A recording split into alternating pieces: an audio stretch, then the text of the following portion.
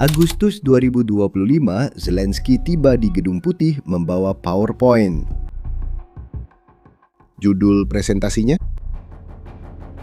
Menjadikan industri drone AS Ukraina hebat. Dia memilih kata-katanya dengan hati-hati. Itu slogan Donald Trump, Make America Great Again, hanya telah diadaptasi. Itu cara mengatakan, ini baik untukmu dan Amerika Serikat. Slide-slide berikutnya menampilkan peta Timur Tengah, peringatan bahwa Iran sedang meningkatkan drone mereka, dan sebuah usulan konkret. Biarkan Ukraina membangun pusat-pusat tempur di pangkalan Amerika di wilayah tersebut sebelum terlambat. Trump mendengarkan, meminta timnya menganalisis, dan tahukah Anda apa yang mereka lakukan? Seorang pejabat Amerika berkata singkat, "Kami pikir itu sekedar Zelensky yang bertingkah seperti biasa." Seseorang tidak jadi membeli. 6 bulan kemudian, Iran meluncurkan ratusan drone ke pangkalan-pangkalan Amerika di Timur Tengah. Dalam 3 hari, Amerika Serikat menghabiskan 800 rudal Patriot, lebih banyak daripada yang mereka kirim ke Ukraina dalam 4 tahun penuh perang. 6 tentara Amerika tewas dan Pentagon menghubungi Ukraina. Video ini menjelaskan bagaimana negara yang hancur akibat 4 tahun perang menciptakan senjata paling dicari di dunia dan mengapa hal ini mengubah segalanya dalam konflik di Timur Tengah. Untuk memahami apa yang terjadi selanjutnya, Anda perlu mengetahui masalah yang dihadapi Amerika Serikat saat itu. Iran tidak menyerang dengan teknologi canggih. Bukan pesawat tempur siluman, bukan rudal presisi tinggi. Itu adalah Shahed, drone murah dan sederhana, diproduksi dalam jumlah besar dan diluncurkan dalam jumlah banyak. Setiap unit diproduksi Iran dengan biaya antara $20.000 dan $50.000. Itu sangat kecil dibanding pengeluaran negara untuk senjata lain. Masalahnya bukan biaya Shahed, tapi biaya menembaknya jatuh. Rudal Patriot buatan Amerika harganya sekitar $4 juta. Jadi, ketika Iran meluncurkan sekelompok 5 drone dalam satu gelombang serangan, mereka menghabiskan paling banyak $250.000. Amerika Serikat menghabiskan $20 juta hanya untuk merespons. Itu rasio 80:1. $80 Amerika dibelanjakan untuk setiap $1 Iran. Ini bukan pertempuran, mainkan jebakan finansial, dan Iran sangat tahu apa yang mereka lakukan. Strateginya sederhana dan kejam, memaksa orang Amerika menghabiskan jauh lebih banyak daripada yang Iran keluarkan. Serangan demi serangan, sampai persediaan Patriot mulai menipis. Dalam hanya 3 hari konflik, menurut Zelensky, Amerika Serikat dan sekutunya di Timur Tengah menembakkan 800 rudal pencegat. Untuk memberi gambaran, artinya, dalam 4 tahun perang total Rusia melawan Ukraina, Amerika Serikat mengirimkan 600 rudal Patriot ke Ukraina. Timur Tengah menghabiskan lebih dari itu dalam 72 jam. Situasi ini jadi mustahil dipertahankan.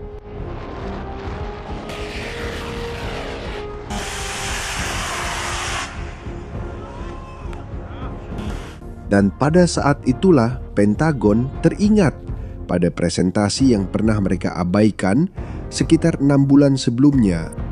Permintaan bantuan secara resmi tiba di Ukraina pada tanggal 5 Maret. Zelensky memposting di X, "Kami menerima permintaan dari Amerika Serikat untuk dukungan khusus dalam perlindungan terhadap Shahed di wilayah Timur Tengah." Dia segera merespons. Tim Ukraina mulai berangkat ke Yordania untuk melindungi pangkalan Amerika di negara tersebut. Tapi kemudian terjadi sesuatu yang sangat merangkum hubungan antara kedua negara pada saat itu. Apa yang akan kamu lakukan jika tentaramu sendiri diam-diam meminta bantuan, padahal kamu secara terbuka menyatakan tidak membutuhkannya? Saat para ahli Ukraina pergi ke Timur Tengah atas permintaan Pentagon, Presiden Donald Trump tampil di radio Fox News dan berbicara blak-blakan. "Kami tidak perlu bantuan mereka untuk pertahanan terhadap drone." Berhenti sejenak dan pikirkan tentang itu. Pentagon meminta bantuan. Orang-orang Ukraina sudah dalam perjalanan dan Presiden Amerika Serikat secara terbuka mengatakan bahwa ia tidak membutuhkan mereka. Zelensky merespons dengan fakta dan tetap mengirim para ahli, bukan dengan kemarahan. Apa yang dimiliki Ukraina yang belum diketahui dunia?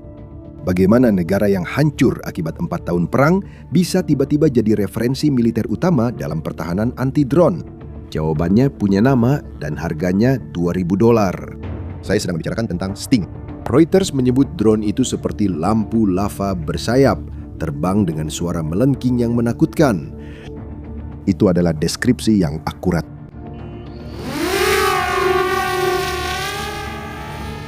Drone berbentuk peluru dengan 4 baling-baling ini dibuat menggunakan printer 3D. Mesin-mesin menghadap ke depan, bukan ke atas. Drone ini dirancang bukan untuk terbang anggun, melainkan untuk melaju cepat dan mencapai target sebelum target tiba di tujuan. Да, все снято.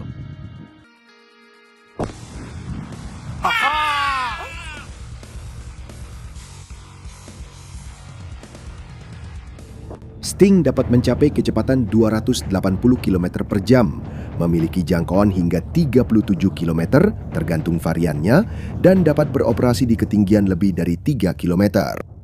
Drone ini dilengkapi dengan kamera termal yang dapat mendeteksi panas mesin Shahed di tengah malam, bahkan saat berkabut atau dengan jarak pandang yang terbatas. Ketika menemukan target, drone ini menggunakan kecerdasan buatan untuk mengunci sasaran secara otomatis pada tahap akhir penerbangan.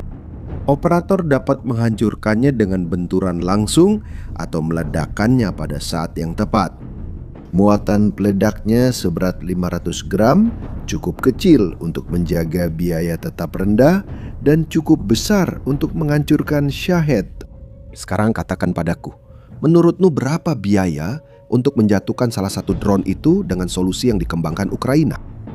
Saya sangat terkesan saat mengetahuinya. Biaya produksinya sekitar 1.000 hingga 2.500 dolar. Pengoperasi drone ini bukan spesialis lulusan akademi militer. Pilot berpengalaman drone FPV dapat belajar memakai Sting hanya dalam 3 atau 4 hari pelatihan. Di Ukraina setelah 4 tahun perang drone, pilot seperti itu sudah banyak. Salah satunya bernama Paskutnik, itu nama perangnya. Dalam bahasa Ukraina artinya pria yang tidak menyenangkan. Sebelum perang, dia tukang kayu. Sekarang dia mengoperasikan Sting dari dalam sebuah van yang telah dimodifikasi, diparkir di sebuah ladang terbuka bersama tim yang terdiri dari 12 hingga 15 orang yang tersebar dalam radius beberapa kilometer dengan dukungan radar. Saat Reuters bertanya bagaimana rasanya menerbangkan drone dalam pertempuran sungguhan, Paskutnik memberi satu-satunya jawaban yang masuk akal. Kamu harus merasakannya sendiri, tidak bisa dijelaskan dengan kata-kata. Angkanya berbicara sendiri. Sejak mulai digunakan secara luas pada bulan Juni 2025, Sting telah menjatuhkan hampir 4.000 drone Rusia. Pada Desember tahun itu, ia jadi interceptor pertama dunia yang menghancurkan Gran 3, versi jet dari Shahed Rusia. Ia terbang terlalu cepat bagi sebagian besar sistem pertahanan konvensional. Pada Januari 2026, interceptor Ukraina bertanggung jawab atas 70% dari semua Shahed yang ditembak jatuh di atas Kiev, ibu kota Ukraina. Bukan rudal atau meriam anti pesawat, melainkan drone seharga $2.000. Dan disinilah matematika mengubah segalanya. Iran membangun strateginya berdasarkan perhitungan yang sangat sederhana. Drone murah memaksa respons yang mahal. Dengan Patriot, logika ini berjalan dengan sempurna. Tapi dengan Sting, permainannya jadi terbalik. Satu kelompok 5 Shahed menelan biaya sekitar $250.000 bagi Iran. Amerika Serikat menghabiskan $20 juta untuk merespons dengan Patriot, tetapi dengan Sting, biayanya hanya sekitar $5-10.000. Kini Amerika justru mendapat keuntungan finansial, sedangkan Iran selalu rugi tiap melakukan serangan. Perangkap yang telah dipasang oleh Iran justru menjerat dirinya sendiri. Solusi ini justru ditemukan bukan oleh negara dengan anggaran militer terbesar. Itu negara yang kekurangan uang, misil, tanpa dukungan pasti, dan harus menyelesaikan masalah sendiri. Tapi Zelensky tidak hanya membawa drone murah ke Timur Tengah. Pada 17 Maret 2026, dia berpidato di Parlemen Inggris, London, di depan anggota parlemen, pemimpin NATO, dan media internasional. Dia datang bukan untuk minta dukungan, tapi untuk menunjukkan pencapaian Ukraina. Dia berbicara di parlemen. Ada 201 orang Ukraina di Timur Tengah dan di kawasan Teluk saat ini, dan 34 lainnya siap untuk berangkat.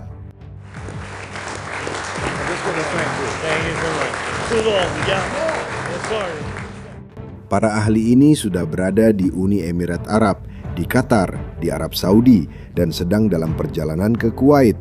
Mereka ke sana bukan untuk menjual produk dalam kotak, tapi mengajarkan cara bertempur yang dibangun selama 4 tahun melalui serangan dan penggunaan drone. Bayangkan sekarang, seorang komandan militer di ruang operasi hanya memegang iPad biasa. Perangkat yang biasa Anda pakai untuk menonton video seperti ini. Sebagai gantinya, di layar, dia bisa melihat secara real time setiap serangan drone yang sedang berlangsung, setiap drone yang ditembak jatuh dan terkonfirmasi lewat video dari mana setiap ancaman berasal. Dengan satu sentuhan, dia mengatur semua sistem pertahanan ke posisi tepat sebelum syahid berikutnya muncul di radar. Ini bukan fiksi ilmiah. Inilah sistem yang diungkapkan Zelensky dalam pidatonya dan telah digunakan olehnya, Perdana Menteri, Menteri Pertahanan, serta komandan lapangan selama perang. Yang diekspor Ukraina bukan hanya senjata, tapi satu paket lengkap, drone, pelatihan, dan sistem informasi waktu nyata yang mengubah setiap pangkalan militer menjadi jaringan pertahanan cergas. Menurut laporan Wall Street Journal, Saudi Aramco, perusahaan minyak terbesar di dunia, telah memulai negosiasi untuk membeli drone Ukraina untuk melindungi ladang minyak. 11 negara telah secara resmi meminta bantuan. Inggris telah menjalin kemitraan dengan Ukraina. Orang-orang Ukraina menyediakan pengetahuan, dan orang-orang Inggris menyediakan pabrik. Mereka bekerja sama untuk memproduksi dan mendistribusikan sistem-sistem ini ke seluruh dunia. Dalam pidatonya di London, Zelensky merangkumnya dalam satu kalimat langsung. Jika sebuah syahid perlu dihentikan di Emirat, kami bisa melakukannya. Jika perlu dihentikan di Eropa atau di Inggris, kami juga bisa melakukannya. Sekarang pikirkan dampaknya. Berapa banyak serangan yang bisa dihindari? Sungguh mengganggu untuk memikirkannya. Tapi melihat apa yang terjadi sekarang, saya hanya bisa mengingat kata-kata Mark Twain. Sejarah tidak terulang, tapi berimah. Lihat, sejarah perang penuh dengan momen di mana senjata termurah mengalahkan yang termahal. Ketapel melawan pedang, musket melawan baju zirah, drone seharga $2.000 melawan rudal seharga $4 juta. Ada pola yang selalu muncul, dan siapa yang belajar lebih dulu selalu mendapat keuntungan. Agustus 2025, Zelensky datang ke Gedung Putih membawa PowerPoint. Lalu disebut, Zelensky tetaplah Zelensky, dan pulang tanpa hasil. Maret 2026 di Parlemen Inggris, dia menyampaikan hal yang sangat mendalam. Rezim Rusia dan Iran adalah saudara dalam kebencian, dan itulah sebabnya mereka juga saudara seperjuangan. Kita tidak ingin rezim yang berdasar kebencian menang dalam hal apapun. Coba pikirkan, kita sedang membicarakan sebuah negara yang masih dalam keadaan perang, yang belum pernah menerima Patriot dalam jumlah yang cukup, yang diabaikan di Gedung Putih, yang membangun solusinya sendiri karena tidak punya pilihan lain, dan mengubah solusi itu menjadi salah satu teknologi militer paling dicari di dunia. Seperti yang Anda lihat, Ukraina tidak menunggu untuk dihormati sebelum bertindak.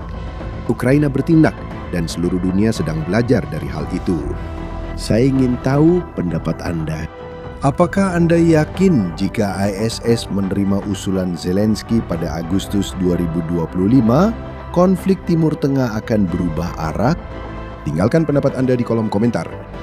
Jika konten ini membuat Anda berpikir, bagikan ke teman yang tertarik topik ini. Dan jangan lupa berlangganan kanal ini. Inilah saatnya. Konflik ini berubah lebih cepat dari yang bisa diikuti media. Kalau ingin tahu apa yang terjadi, kamu sudah tahu harus kemana. Sampai jumpa di video berikutnya.